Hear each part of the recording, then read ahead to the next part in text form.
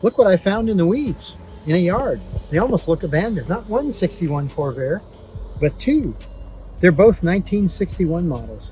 And I think they're backward Chevys because they have an air-cooled, flat-opposed 6-cylinder boxer engine in the back. It's the only GM car they ever made with the engine in the back. Let's take a look. This one's pretty clean. It's got a really weird shifter on the dashboard. That's kind of cool. That's where the shifter is. It's an automatic, and that's how you shift it. Move some of this sharp stuff out of the way here. It's a lot sharper than I am. Here's our engine with two carburetors and the world's craziest fan belt configuration. I think the Corvair is the only car they ever did that with. They had a lot of trouble keeping fan belts on them. And when you push the gas pedal, it moves this whole arm that works the carburetors. Pretty crazy. In 1961, everything had points and a generator. Pretty cool. And it's air-cooled, no radiator. And right next to the Corvairs is a 77 Cadillac Eldorado. It was purchased here in Knoxville at Rogers Cadillac, the oldest dealer in the Southland, it says. These are cool because they're a fancy two-door with really nice interior when they're not trashed. This one needs a little bit of work, I think. Has a minor rust problem. I think they all do, at least on the half top. The Eldorados are different because they're front-wheel drive. Starting in 1967, all the Cadillac Eldorados were front-wheel drive. And this one has a 425 V8. It's also got Hydro Boost brakes. The master cylinder doesn't have a vacuum booster. It uses the power steering pump to work the power brakes.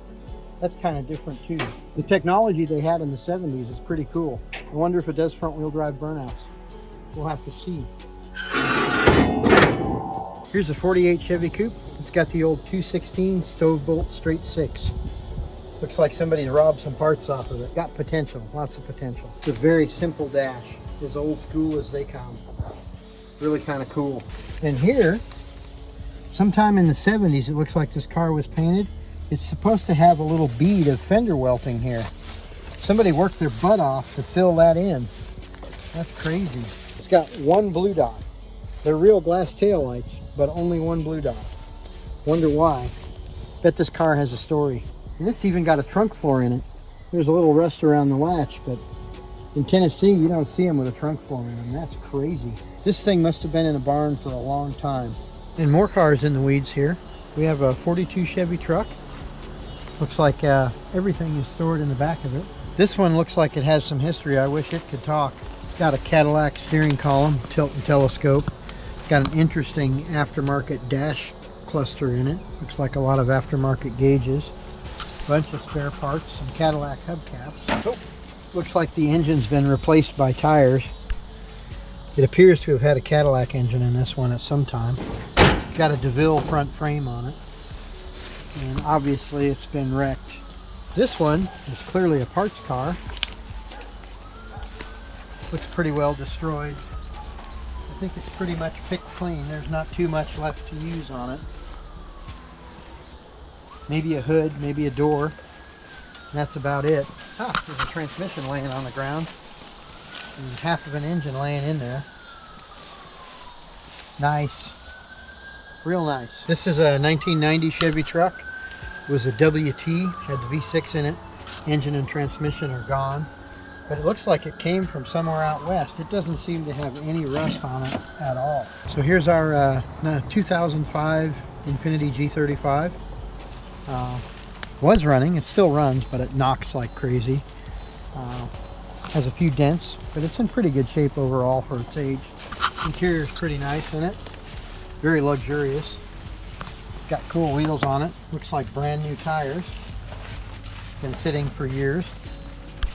And it needs an engine. We found an engine for it in this van over here. That's the purchase of the week. The van with the correct engine for the G35 for a reasonable price. That's the only reason the van's here. Not my style at all. Here's a square body dually.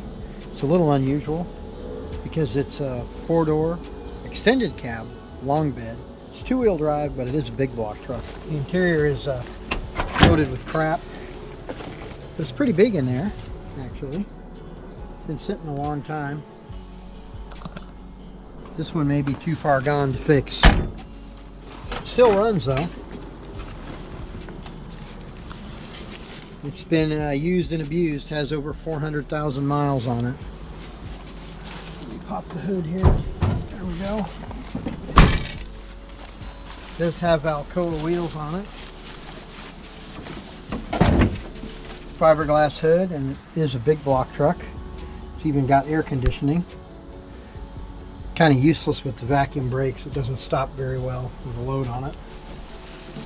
Got a nice topper on it. Every time you loan out your dually, you expect it to come back with fenders that look like that.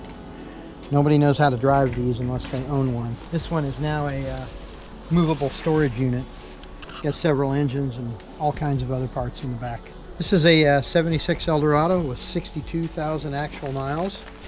Came out of Dallas, Texas, and has some little holes in the roof from rust. Also has a quarter glass delete because I don't have the piece of glass for it. These are interesting cars because they were as luxurious as you could get in 76. This pretty much has everything. Climate control, tilt and telescoping steering. I love the telescoping feature. I think that's a lot of fun. Everybody's got a tilt these days, but not many people have a telescope. These are cool because they're front wheel drive and they're still an inline mounted engine. This one's a 500 cubic inch V8, and it's got Hydro Boost, so it doesn't use vacuum for the brakes. It uses the power steering pump. It's kind of cool. If you look in the back there, you can kind of see where the transaxle piece is. It's got a big transfer case chain in it that goes down from the engine to the differential and the transaxle. The differential's under the center of the engine. I understand if you replace a drive axle, you can do cool front wheel drive burnouts with this. This one runs really well. More stuff in the weeds, an 84 Toyota Supra. I call this the Japanese Ford. Started life as a 6-cylinder non-turbo automatic. Still an automatic, but now it has a Ford AOD and a 351 Cleveland in it. Should be a lot of fun. This is an 07 Monte Carlo. It's neat as a pin, nice and clean, but it needs a transaxle. And all car guys are weird. This one probably doesn't have any real monetary value, but it has a lot of sentimental value. And it's pretty solid still. It's very likely to get fixed. They're not making these anymore. I believe 07 was the last year. And it's never had a hard life, as you can tell by the hitch.